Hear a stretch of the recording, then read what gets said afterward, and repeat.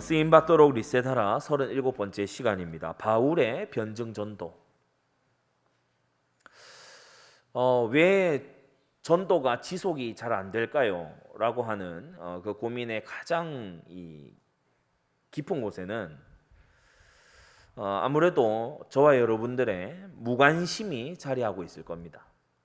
전도 무능의 가장 큰 원인이랄까, 그것은 다름 아닌 굉장히 뼈아픈 얘기이겠죠. 무관심입니다.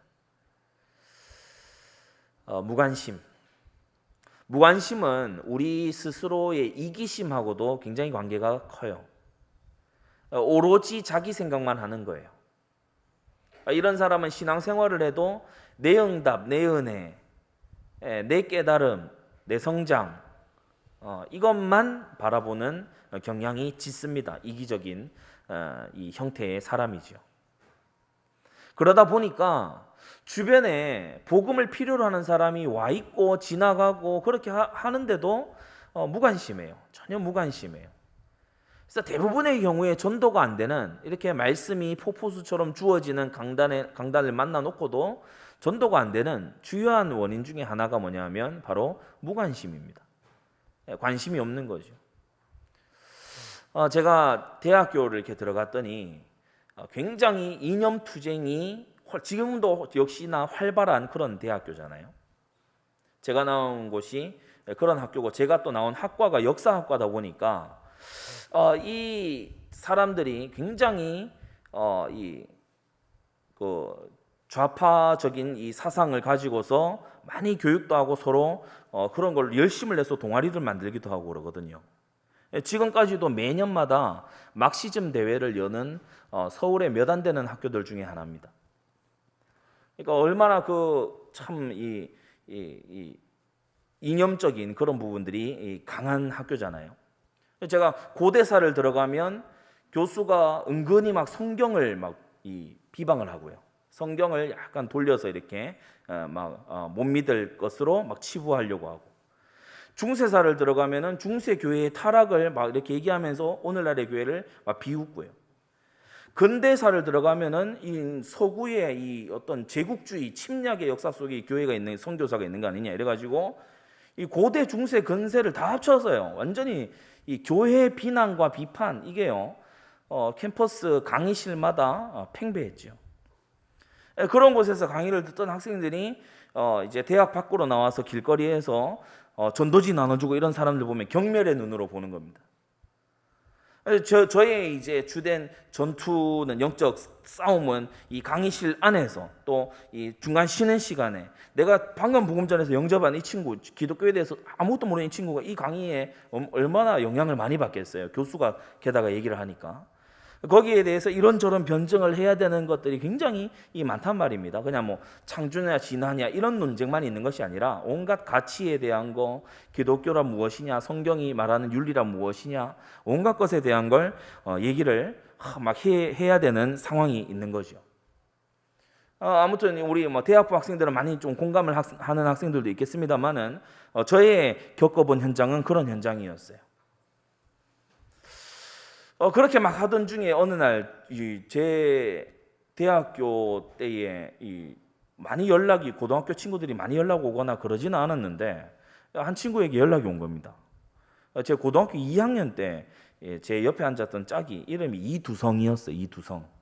두성. 이 친구가 정말 오랜만에 연락이 와가지고 저보고 대뜸 너 올해 선교 한국 그 집회에 오냐는 거예요. 네가 선교 한국을 어떻게 하냐 그랬더니, 이 친구 원래 뭐 교회하고 전혀 관계없던 친구였거든요. 그런데 자기 대학을 와서 교회에 나가게 됐고, 이제 올해 선교 한국 이 컨퍼런스에 가서 자기도 이제 단기 선교 나가 보려고 그렇게 한다. 야, 너무 잘 됐다. 너 어떻게 그렇게 됐냐? 근데 이 친구가요, 저한테 이제 전화한 이유를 얘기를 해주는데 제가 너무 놀란 거예요. 고등학교 때 제가 성경 읽고 이렇게 하면서 이 친구가 속으로 생각했대요. 저 친구 성경 읽고 너무 막 성경에 빠져들고 좋아하고 막 야간 자율학, 이 친구가 하는 얘기입니다. 야간 자율학습 시간에 공부는 안 하고 성경만 보고 이러던데 내가 대학 가면 꼭 교회 가봐야지, 이 생각을 그때 나한테 얘기를 하지. 제가 진짜요. 그 전화 받으면서 그 얘기를 했다니까. 너 그때 왜 얘기를 안 했냐 그래. 속으로만 생각했대요. 나도 대학교 가면 아마 이런 생각이었겠죠. 지금 얘기하면 당장 나랑 교회 가자고 할 포스니까 지금 얘기 안 하겠 이런 어떤 생각이었겠죠. 그러니까 자기는 대학 가서 교회를 꼭 나가봐야 되겠다 그러고 제 발로 자진해서 가까운 교회를 나갔대요. 그리고 선교 한국까지 가는 막 이런 어떤 게 된 거예요. 제가 막 강의실에서 막 싸움 그리고 막 이 토론 막 쟁변 이거를 하던 그런 시절에 그런 전화를 받고서요. 참 얼마나 제가 마음에 반성하고 참 하나님 앞에 죄송했는지 몰라요. 제 고등학교 시절이 참 그때 당시에도 믿음이 있고 그리고 여리고 기도도 하고 말씀 운동도 일주일에 한 번 또 두 번씩 이렇게 해나가고 하던 시절이었지만 무관심했던 거예요. 그것도 가까이 와 있는 사람에게 무관심했던 거예요. 그 사람이 지금 어떤 생각을 하고 있는지 내가 한 번쯤 물어봤더라면 얼마나 참 좋은 전도의 동역자가 고교 시절 때부터 됐을까. 내가 우리 교회로 사명 감당하는 우리 교회로 인도할 수 있었을 텐데 이런 생각이 그 전화를 받으면서 너무 깊이 드는 거예요. 여러분, 자기에게 몰입되어 있는 건요 죄인의 모습입니다. 아담과 하와가 죄 짓기 전에 보면요 아담이 하와를 보면서 막 감탄하고 하나님을 찬양해요. 근데 범죄하고 난 다음에 보면요 오로지 자기 변명과 자기 핑계만 딱 합니다. 나는 옳게 했는데 저 사람이 잘못했고 우리는 잘했는데 뱀이 우리를 유혹해서, 그러니까 계속요 자기 중심적으로만 막 얘기를 하게 되죠. 이기적으로 하게 되죠. 아담이 하와를 보호하려고 한다든지 죄를 회개하려고 한다든지 그런 모습이 보이지 않지요. 여러분, 그래서 우리가 변증전도 오늘 들어가기 앞서서 정말 사람에 대한 무관심을 벗어나게 되기 바랍니다. 누가 예전에 그러더라고요. 사랑의 반대는 미움이 아니고 무관심이라고. 미움은 그래도 어느 정도 신경이 쓰이는 거예요. 무관심은 아예 신경을 안 쓰는 겁니다. 그래서 우리 성도님들 오늘 이 메시지 듣는 분들은요, 내가 나의 연장에서 정말 복음 듣지 못한 또는 복음 받을 만한 시간표가 와 있는데 내가 무관심했던 사람들 없는지 좀 돌아봐야 됩니다. 바로 그게요 변증전도 오늘의 이 시작 첫 단추가 되거든요. 관심. 여러분, 우리의 진정한 관심이 어디 있어야 되겠습니까? 제가 전도사 되고 얼마 안 돼서 국내에 아주 이름난 어떤 선교단체의 본부 간사를 만날 일이 있었어요. 그분이 굉장히 유명한 분이에요. 굉장히 바쁜 스케줄이, 그분은 비서도 있어요. 선교단체 본부 간사가 비서가 있어요. 그러니까 유명한 분이죠. 바빠서 역에서 만났어요. 기차역에서. 그래서 한 30분 정도 이제 그 카페에서 얘기를 하는데 이분의 얘기의 80% 이상이 전부 다 그 비밀 결사 일루미나티에 대한 거예요. 계속 저한테 이거 합니까? 이 상징 합니까? 이 분 알죠? 이 유명한 사람, 이 사람 사실 그 비밀 조직에 뭐죠? 계속 제가 얘기를 듣는데 마음에요 이 불편한 거예요. 왜냐? 비록 선교단체 사역자고 교회의 사역자니까 이렇게 사역자들 사역자로 만났으면은 전도에 대한 거, 세계 선교에 대한 거, 저는 그런 대화를 기대했거든요. 근데 막 이 얘기를 하시니까 저는 그냥 듣고 있죠. 근데 그 대화의 많은 부분이 이상한 이 단체에 대한 얘기를 하더라고요. 그리고 대화에 거의 막바지에 이르러서 저는 그 얘기를 했어요. 일루미나티, 프리메이슨, 그 사람들 다 죽어도 마귀는 역사합니다. 그러니까 벙 쪄가지고 가만히 있더라고요. 관심이 어디 있느냐? 막 남들이 모르는 거 있잖아요. 나 관심이 어디 있느냐? 막 이거 모르시죠? 이거 아세요? 막 여기에 이미 드러난 하나님의 말씀에는요 만나서 별로 이 관심이 없어요. 대화의 주제가 되지 못해. 성경은 마치 굉장히 기초 초보인 것처럼 취급을 해버려요. 우리 성도님들 그렇게 되지 않게 되기를 바랍니다. 하나님의 말씀이요 참 대화와 묵상과 포럼의 주제가 되어져야 돼요. 우리는 새로운 진리가 필요한 게 아니죠. 진리에 대한 새로운 감격과 감각이 필요한 것입니다. 그래서 오늘 이 바울의 변증 전도, 큰 첫째로 변증 전도의 첫 번째 단계가 상황화입니다. contextualization. 문맥화, 맥락화 이렇게 부르기도 하죠. 컨텍스트, 그 맥락에 맞추어서 상황화하기 위해서 첫 번째, 이 상황화라고 하는 건 선교학에서 굉장히 유명한 개념입니다. 상황화. 세심한 관찰이 먼저 필요해요.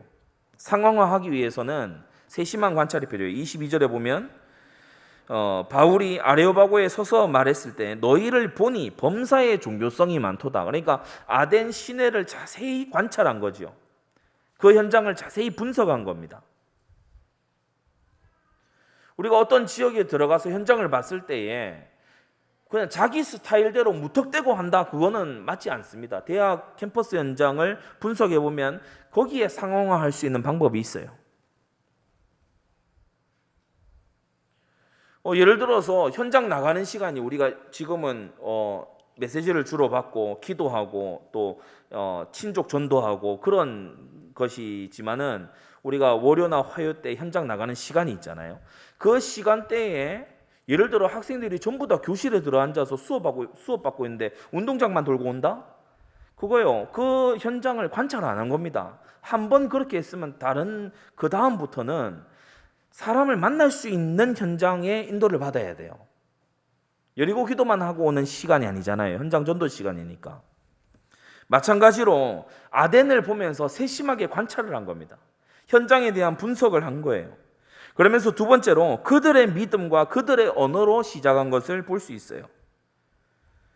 23절을 보면 너희의 위하는 것들을 보다가 알지 못하는 신에게라고 새긴 단도 보았은즉 그런즉 너희가 알지 못하고 위하는 그것을 내가 너희에게 알게 하리라 이러면서 그들의 믿음에서부터 시작을 하는 거예요. 그들의 믿음에서부터.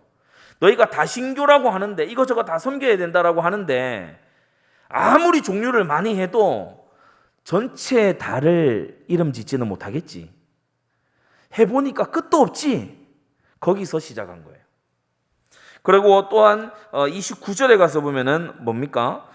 신의 소생이 되었을 신을 금이나 은이나 돌 사람의 기술 고안된 것으로 고안으로 새긴 것들과 같이 여길 것이 아니니라. 그래서 이들의 믿음, 신을 잘 조각을 해서 이 신이 기뻐하도록 그렇게 해줘야 된다. 그런 믿음에서부터 논의를 시작을 해 나가는 겁니다. 그냥 무턱대고 야 이거 우상 숭배야. 다 틀려. 우상 숭배하면 3, 4대 저주받아. 어디 기록되어 있냐고? 모세 율법이 기록되어 있다 이놈들아. 이렇게 한 게 아니에요. 왜냐? 이 사람들은 모세 율법을 몰라요. 이 사람들은 성경을 자신들의 믿음의 근거로 가지고 있지 않아요. 그래서 유대인 회당에서는 모세 율법으로부터 출발을 했던 바울이 지금요 전혀 다른 루트로 상황화를 해 들어가고 있어요. 그리고 특별히 주목할 만한 점은 세 번째, 그들이 존경하고 인정하는 인물의 말을 인용하면서 시작하고 있습니다.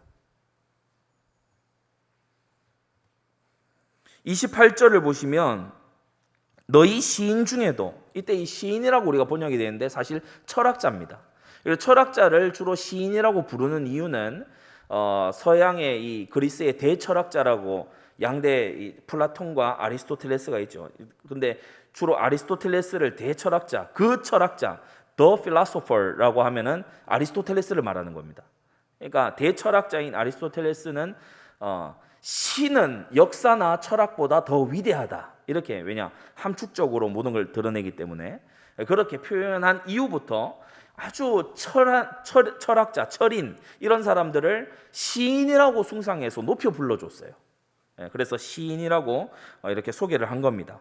존경하는 인물, 시인의 말을 인용해요. 28절에 보면 너희 시인 중에도 어떤 사람들의 말과 같이 우리가 그의 소생이라, 그런 구절이 있지 않냐. 시에도 그런 구절이 나오지 않습니까? 철학자의 말에 그런 말이 있지 않습니까? 이렇게 인용해요.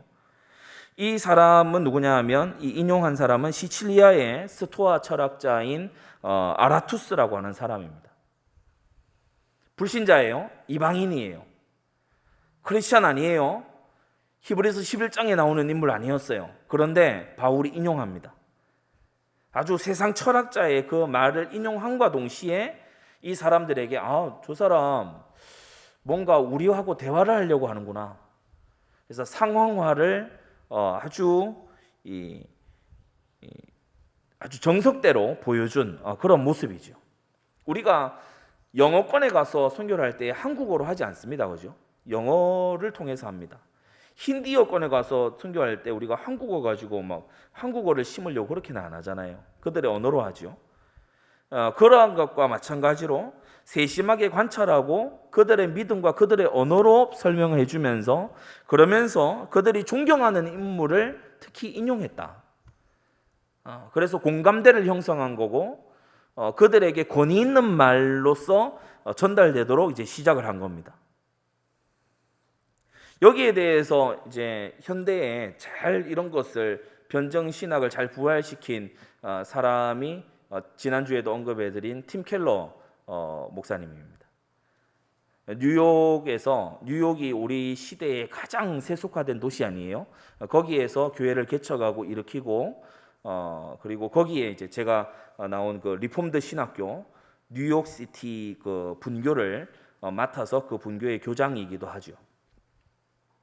자, 큰 두 번째, 차별화입니다.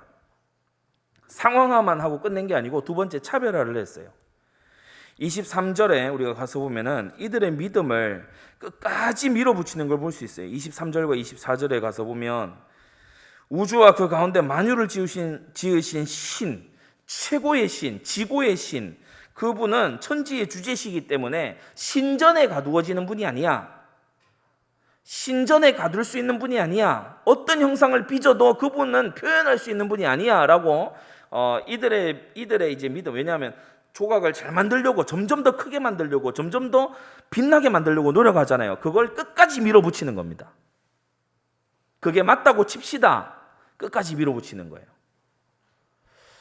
저는 우리 전도자들이 이런 것을 잘 좀 해야 된다고 생각합니다. 그 사람이 믿고 있는 바가 있거든요. 그 사람이 알고 확신하고 있는 바가 있어요. 그것을 한번요, 그 사람 입장에서 끝까지 밀어붙여 보세요. 많은 사람들이 진리에 대해서 깊은 생각을 안 해봅니다. 정말 인생이라는 것이, 우리의 생명이라는 것이 단 하나밖에 없는 소중한 것인데도 사람들이 깊이 숙고해 보지 않아요.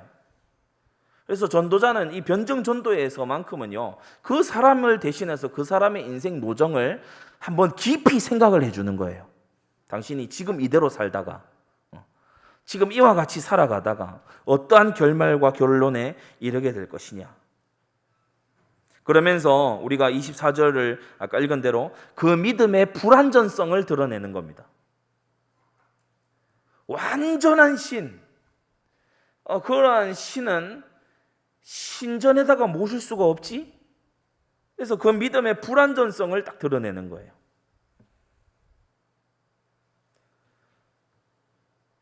교회로 나오고 기독교인이 되는 데 있어서 사람들이 걸림돌로 생각하는 것들이 많이 있습니다. 걸림돌로 생각하는 거. 뭐 나는 납득이 안 돼요. 난 동의가 안 돼요. 나는 뭐 이제 내 마음대로 살아가고 싶어요. 내가 원하는 걸 하고 싶어요. 그런데 자기가 원한다고 생각하지만 사실은 사회가 주입한 그런 나의 소원일 경우가 많지요. 그런 것도 좀 꼬집어 줄 수 있어야 되고요. 그러니까 이 변증 전도에서 중요한 것은 그 사람의 믿음이 참이라고 했을 때에는, 진짜라고 했을 때에는 그걸 끝까지 밀어붙여 봐야 돼요. 왜냐? 하나님이라고 하는 바탕이 없는 온갖 믿음은요, 반드시 불완전성을 가지고 있습니다. 하나님이 바탕이 안 돼 있잖아요. 그 믿음을 끝까지 밀어붙여 보면요, 반드시 무너지게 돼 있어요. 반드시 허물어집니다. 모든 사상이 그렇고 모든 믿음이 그래요. 그래서 우리가 무턱대고 야 그거는 틀린 거야 이렇게만 얘기하는 게 아니라, 야 그게 사실이라면 이런 문제는 어떻게 해야 할래? 그게 진짜라면 이런 문제는 넌 어떻게 해결하려고 하니? 이걸요 한번 진지하게 물어볼 필요가 있다는 겁니다. 그러면서 세 번째, 하나님의 차별성을 분명하게 나타냈지요. 하나님은 그런 만들어낸 신과 완전히 다르다. 우상으로 조각되는 그런 신과 완전 다르다. 27절, 그러한 무한한 지고에 가장 높으신 하나님은 하나님을 더듬어 발견할 수 있게끔 하나님의 창조의 이 지혜를 사람들의 세상에다가 흩어두셨는데, 27절, 그는 우리 각 사람에게서 멀리 떠나 계시지 아니하도다. 그래서 조금만 깊이 생각해 보면 참된 하나님이 어떠한 분일 거라는 걸 너희가 어렴풋이 느낄 건데, 이렇게 이제 제시를 한 거죠. 형상을 만들지 않아도 저런 형상이 절대자가 아니라는 걸 너는 어렴풋이 알고 있을 거야, 이 말이거든요. 하나님의 차별성을 분명히 드러내는 겁니다. 그러면서 30절에 보면은 알지 못하던 시대에는 하나님이 허물지 아니하셨지만 이제는 어디든지 사람을 다 명하사 회개하라 하셨다. 하나님은 인격이시기 때문에, 법칙이 아니라 인격이시기 때문에 시대와 시간이 달라짐에 따라서 사람에 대한 대우가 달라지신다는 거예요.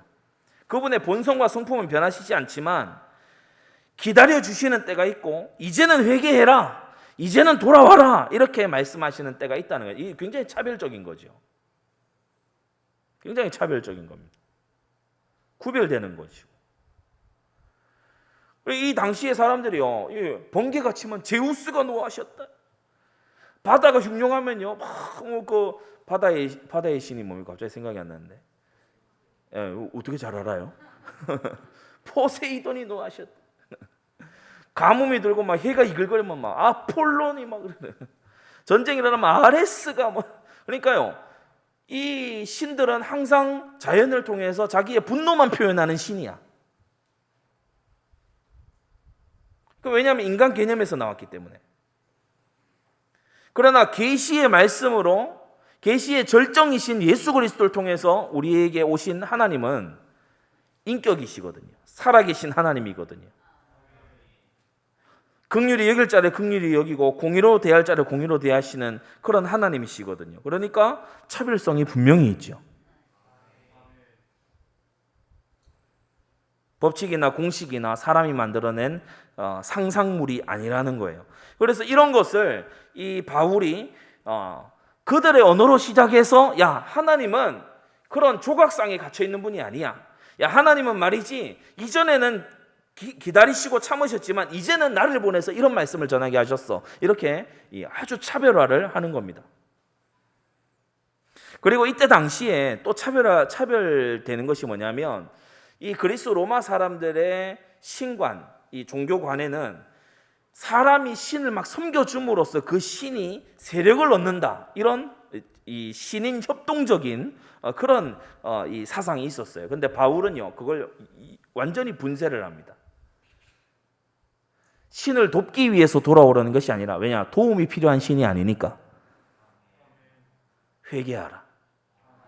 그분은 명령하는 분이시다. 그래서 마지막 세 번째로 복음화하는 겁니다. 복음화. 30절과 31절입니다. 어디든지 사람을 다 명하사 뭐하라 하셨다고요? 회개하라.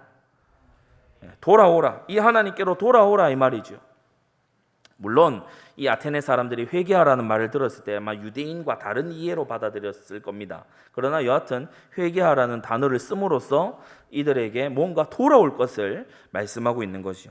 돌아와야 된다는 그 말 속에는 본래 너희가 신의 소생이고 하나님의 이 형상들이다라고 하는 것이 그 안에 들어있는 겁니다. 자, 31절도 우리가 이어서 보게 되면 작정된 심판의 날이 있다. 31절, 천하를 공의로 심판할 날을 작정하시고, 그래서 천하를 심판하시는 유일한 신이기 때문에 다원주의를 배겨가는 겁니다. 그리스 사람들은 다른 신에게 심판받고, 히브리 사람들은 여호와 하나님께 심판받고, 뭐 로마 사람들은 누구, 이런 게 아니고 천하를 심판하는 분이 한 분이시다. 작정된 심판의 날이 있음을 먼저 말했죠. 자, 회개를 먼저 말하고 심판에 대한 경고를 먼저 했어요. 그리고 난 다음에 비로소 그리스도의 죽으심과 부활을 믿을 만한 증거로 제시하는 걸 볼 수 있습니다. 저를 죽은 자 가운데서 다시 살리신 것으로 모든 사람에게 믿을 만한 증거를 주셨습니다. 이렇게 마지막을 복음으로 딱 마무리하고 있는 이런 변증 전도를 우리가 보게 됩니다. 그래서 사도행전 17장은 우리가 사도행전은 하나님의 말씀 성경 아닙니까? 그래서 변증전도에 거의 아주 정확한 판이라고 할 수 있어요.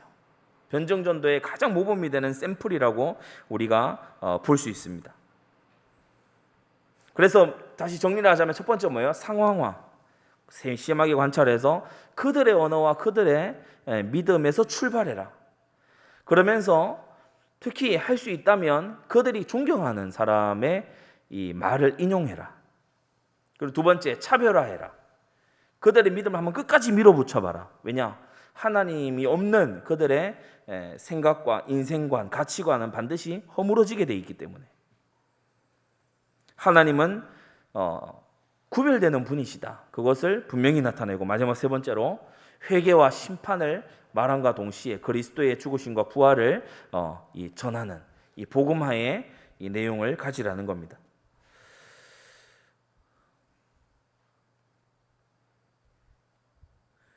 엊그제 이제 외국 선교사님하고 잠깐 통화를 하면서 전도지를 만드는 부분에 전도지에 지옥 사파를 넣을 건가 말 건가 이런 것을 서로 이제 저한테 물어보시더라고요. 제가 그런 대답을 했습니다. 천국과 지옥에 대한 믿음이 구원하는 게 아니고 예수 그리스도에 대한 믿음이 구원하는 거 아닙니까? 천국과 지옥에 대한 믿음은 가져야 되는 믿음이지만 구원 얻기 위한 핵심 믿음은 아니거든요. 분명히 알아야 되는 사실이지만 구원에 대한 핵심 믿음은 아닙니다. 지옥을 피하고 단지 천국에 가기 위해서 예수님을 믿는다라고 하는 것은 다른 기복주의 신앙으로 쉽게 미끄러질 수 있죠. 우리는 지옥보다 죄를 싫어해야 합니다. 지옥도 가기 싫지만 그 지옥불을 타오르게 만드는 하나님의 진노의 원인이 되는 죄를 우리가요, 지옥보다 더 무서워해야 돼요. 그게 거듭난 자의 마음 아니겠어요? 회초리가 무서워서, 벌 서는 것이 무서워서 부모님 말을 듣는다면 그건 올바로 된 자녀가 아니겠죠. 협박과 이 힘에 못 이겨서 굴복하는 거지 순종이 아니잖아요. 내가 부모님을 실망시키지 않아야 되겠다. 나 부모님 순종해서 부모님을 기쁘게 해드리고 싶다. 그게 참된 자녀의 자세 아니겠습니까? 결론을 맺겠습니다. 변증전도, 또 더 나아가서 모든 어떤 형태의 전도, 우리에게 잘 일어나지 않는 이유, 서론에서 뭐라고 했죠? 무관심입니다. 관심, 대상에 대한 관심. 그래서 여러분, 우리는 이 땅 살아가면서 내 고민, 내 염려, 내가 어떤 해야 되는 부분, 기도로 하나님께 되도록 맡겨드리고, 우리의 주된 관심은 정말 복음 받을 자, 정말 하나님께서 구원하시기로 예비하신 자, 그에게요 우리가 좀 관심을 더 많이 드리는, 일반적인 용어로 말하자면 이기적이지 않고 이타적인 그런 우리의 모습이 되어야 될 줄 믿습니다. 그리고 관심이 있기 시작하면 사람은 준비를 하게 돼요. 그래서 지난주에도 제가 책 3권을 추천을 해드렸는데, 이래서 믿는다, 이런 책 있잖아요. 폴 리틀의 책, 이래서 믿는다라든지, 회의에서 확신으로라든지, 나는 왜 기독교인인가 라든지, 이런 책들을요 스스로의 전도를 딱 준비하는 거예요. 그래서 예상치 못한 질문이 나와도 다 차근차근하게 준비를 할 수 있도록, 너희 안에 있는 소망에 관한 이유를 묻는 자에게 대답할 것을 준비하라고 했잖아요. 그래서 그런 준비된 전도자가 이제 점점 되어가는 겁니다. 여러분, 오늘 이 말씀을 통해서 정말 진리의 복음으로 이끌 수 있는 그런 전도자 되시기를 바랍니다. 기도하겠습니다. 거룩하신 하나님 아버지, 은혜를 감사합니다. 바울의 변증 전도를 이렇게 성경을 통하여 우리로 하여금 보게 하시니 감사합니다. 그들의 상황으로 들어가 상황화를 했고, 또한 그들의 상황에만 빠져 있는 것이 아니라, 공감만 하고 있는 것이 아니라, 하나님은 어떻게 차별되고 구별되는 분이신가를 증거했고, 또한 이 일을 통하여서 그리스도의 십자가와 부활의 복음을 전파한 이 바울을 보면서 우리 또한 이와 같은 지혜를 본받게 하여 주시옵소서. 하나님 아버지, 정말 사랑하지 않는 무관심에서 우리가 벗어나게 하여 주시옵소서. 대상에 대한 관심을 가지게 하시고 나의 주변에 하나님이 붙여두신 사람에 대한 관심을 가지고 정말 애정어린 관심과 사랑을 가지고 그들을 바라보며 복음의 때를 찾으며 전도의 문을 찾는 우리 성도들 되도록 은혜 베풀어 주시옵소서. 하나님 아버지, 우리가 준비되게 하여 주시옵소서. 믿음을 아버지 정말 간명한 말로 또한 사랑의 말로 전달할 수 있는 그러한 전도자들로 우리가 준비되도록 은혜 베풀어 주시옵소서. 예수 그리스도의 이름으로 기도드리옵나이다. 아멘.